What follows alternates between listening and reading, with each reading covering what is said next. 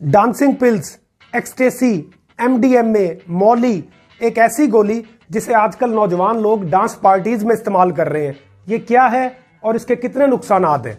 Molly एक psychoactive drug है जो दिमाग के बहुत से केमिकल्स को एक्टिव कर देती है, जिनमें डोपामिन है, सेरोटोनिन है और नॉरएपिनेफ्रिन है।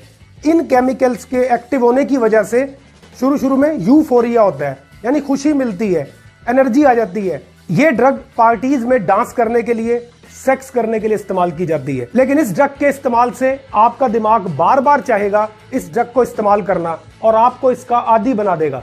इस ड्रग के मुसलसल इस्तेमाल से लिवर, किडनी और हार्ट पर बहुत बुरा असर पड़ता है और इवन के हार्ट अटैक हो सकता है। मुसलसल इस्तेमाल से भूख खत्म हो जाती है, दिमाग पर शदीद दबाव होने की वजह से एंजाइटी और डिप्रेशन का शिकार हो जाते हैं। ड्रग माफिया ये गोली मुख्तलिफ रंगों में फरोख्त कर रहे हैं और ड्रग माफिया का मेन टारगेट नौजवान